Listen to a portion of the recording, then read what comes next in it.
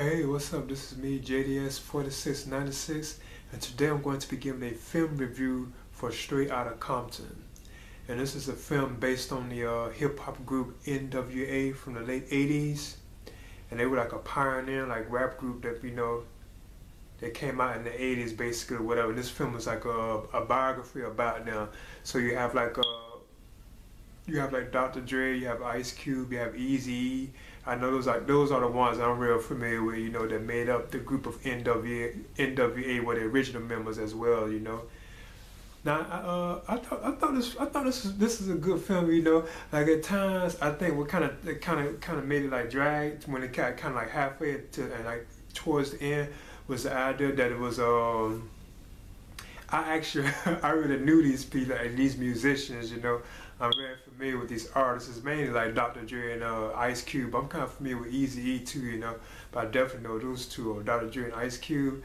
So it's kind of it just I guess because they're so new to me and I'm so I'm so familiar with them. That's why I kind of had it seems kind of like it wasn't like realistic enough. But I thought this was still like a good film, Like it opens with like a introduction, and I like how it introduces each major like character of the group. Say like Eazy-E, like it introduces him and shit like their name, like it could be like written on the wall, almost like graffiti or whatever. And I thought that was kind of cool. Kind of they also did with like Dr. Drake. I think he was next. And then they did like with Ice Cube too as well, and some of the other ones too as well. But yeah. It basically like it opens with like Eazy-E like having a confrontation with I think like some drug dealers, and like it's like a deal that goes bad, so he manages to escape, but he actually comes across the same crew later on. I don't know how true these events are, but that's how this kind of stars out. So it turns out he didn't get his money out of any of this, So he turns to like Dr. Dre, who's like good at music and everything like that. So he decides to form like this group, and and then they eventually start putting out records. So eventually, like this music manager, he comes to Eazy-E. His name is known as I think Jerry, and he's played by Paul Gigamatti. He comes and he approaches Eazy, and he offers him to like join his label, So then they can put out an album as well. So Eazy actually does agree to join him. He brings like Dr. Dre, Ice Cube, and like other members along too as well, which creates the N.W.A and the group, and they released their I think the first album. I think it was the Straight Outta Compton album, if I'm not mistaken, which is like an iconic album, I think they released that through this record company with Jared Music. Yeah, because obviously, like they already have released a single hit from Eazy-E, which was known as Boys in the Hood, and it was like a success. So that's when the music manager paid by Paul Gigamatti. I think that's how you say his name, Giamatti. He is known as Jerry Heller in this film, and Jerry Heller, he sees potential in their group, and that's when he decided to bring them over to his label, which is known as Priority Records. And that's where the group releases their first like debut album, which is known as Straight Outta Compton. Of course, that's like a major album like in the history of like hip hop and like music as well, And this is a success, and everything. So from then on, there's like moments where they have like a song on there too as well, It's like a very controversial song. I'm not going to say the words. Like I think it's like "F the police," like "F the police" or something like that. And there's like a lot of controversy I think behind it. I think even like in real life, if I'm not mistaken.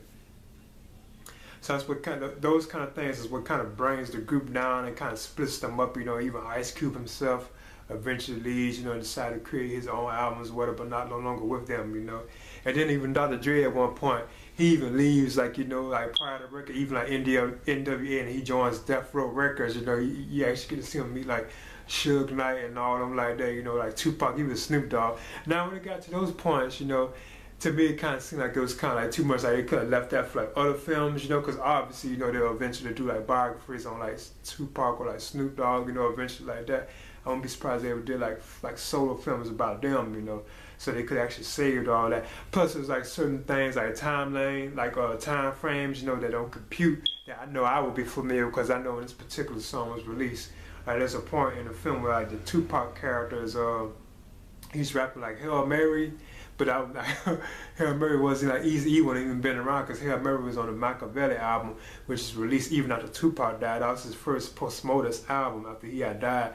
So that wouldn't even been in the era where Eazy-E was still alive, But yeah, that was like little things like that, you know, I could tell, and that wasn't true to point, you know, but it's okay because it's basically like filler. But the film I thought was like pretty good from the beginning, you know.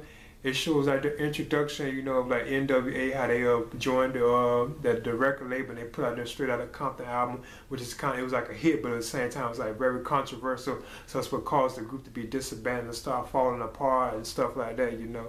And then you have like Dr. Dre, he left them and went to like another music label, which known as Death Row Records at the time, you know. And he since then has left them and created his own record label, Aftermath. Yeah, then Ice Cube, you know, everything like that. Like his, and by the way, like his Ice Cube is played by his son in this film too as well, and he kind of resembles like Ice Cube, which I thought was kind of cool. You know, he had his own son playing his role in his film, so I thought that was kind of cool. And I thought like the other performers were good too as well, like the guy who did Dr. Dre and like Easy. I thought they gave like good performances as well as too. I'm not really too familiar with them. I kind of recognize the one that did Dr. Dre though, but I'm not really too familiar with them though.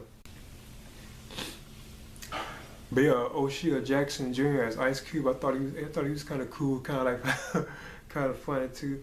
I also thought Corey Hawkins as Dr. Dre, I thought he was kind of decent too. He was interesting, you know. And it was nice getting a good look at Dr. Dre, you know, cause I've always been like a fan of his music, you know. And then you had Jason Mitchell, I thought he was cool as Eazy-E, you know. Then you had like the other stars who like you had see like these I wasn't too familiar with, like DJ Yellow, MC Ren, and all of that. I wasn't really too familiar with them, you know. They had the Suge Knight role was kind of major too in the film. He had like a large role. I was kind of surprised to see like Suge Knight himself, you know, like the Death Row CEO, because you know that fell apart too, whatever. I think it went like bankrupt and stuff like that, and all that started after like the deaths of like Tupac and stuff, you know. But he has like a major role in this film. I was kind of surprised to get to see like such a strong presence from him in this film. Then you even get to see Tupac a lot, you know, Snoop Dogg. But like I said, like those, I could have seen Snoop Dogg because he was kind of more there with Dr. Dre, you know. So I kind of can see him. They would have had to go with him, you know. But that kind of stuff I really could have left for the back burner. But yeah, like the opening of the film until like I said, like half point of the film, it was like good. But then when it gets like back halfway, and then like goes towards the end, that's when it starts like it's kind of like dragging. Then you know, because then like emotional things start kicking in, like stuff like with Eazy-E. You know, I'm sure everybody knows about that. I'm not gonna spoil the film. You know, if you don't know about like Eazy-E and stuff like that, it's like that. That was kind of like sad and stuff like that too. You know, as well. That was another thing I kind of had my eye on with him too. You know, as well. As far as like Eazy-E, the musician themselves go, and yeah, you also get to see kind of a glimpse. You don't really get to see them that much. I think that was them, but you actually get to see like Bone Thugs and Harmony even mentioned too in the world. I like how they bring all that kind of stuff in the film. You know, 'cause I'm a fan of them too, Bone Thugs and Harmony. So I thought that was kind of cool that they brought them in. Now I think the soundtrack for this film is I thought it was good. I thought like a good soundtrack. I love like the music, you know, and I've always been a fan. It's my favorite genre of music, you know. It's hip hop and like R&B, and I've always been like a fan of hip hop and like rap and stuff. So I thought the music for the film was like excellent. They had like a lot of the old school like classic hits, and some of the hits that wouldn't even been available during that time, like the one I was mentioning with Tupac doing Machiavelli. I mean the Hail Mary song, that wouldn't have been around at that period of time, you know. Eazy-E wouldn't even have been here when that was released. So even Tupac himself was actually even passed away, you know, after that was released. So certain stuff like that, you know, didn't really fit. But I think it was just basically like filler that they had in the film, you know. But yeah, but like halfway into the end, that's when it was kind of like dragging, you know. It's like you could tell there's like a lot of filler thrown in. And then at the same time, I'm so familiar with like say even like say Suge Knight, Snoop Dogg, Tupac, and all them like that. I'm so familiar with them. Could actually from my time frame, you know, like my era when I was like really into music like that. That's kind of hard actually seeing. I can't believe, and even I can't believe it's been that long. Now, N.W.A has actually been 30 years since they released. I think we're close to that since they released a Straight Outta Compton album. This is going on 30 years since they released that. But like even like Tupac and Snoop and Eazy and Dr. Dre, like a lot of this stuff is like over 20 years old, you know. So I still be kind of hitting me like, whoa, I can't believe it's been that long. But I thought this was like a good film. But like I said, I was on thing that kind of like I think was like his downfall. You know, like I thought it gave good performances, but I was so familiar with them, so it kind of reminded me of like that Notorious B.I.G. film they had a couple of years, which is like a biography about Notorious B.I.G. You know, the rapper. It kind of reminded me of that to a certain extent, especially when like Suge Knight and all them was coming into it. Then it kind of seemed like it was like just too much there, you know.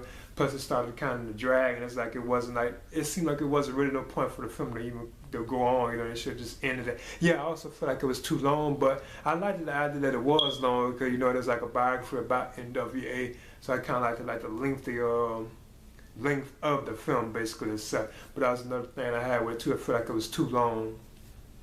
But yeah, this is my review for Straight Outta Compton. And I thought this was a good film. I recommend, especially for like hip hop fans, or if you're like a fan of N.W.A. or Dr. Dre and all them like that, Easy, Ice Cube, Easy. If you're a fan of them, or just like that time period in history of music, you know, I would highly recommend this film. And this is JDS 4696. All right.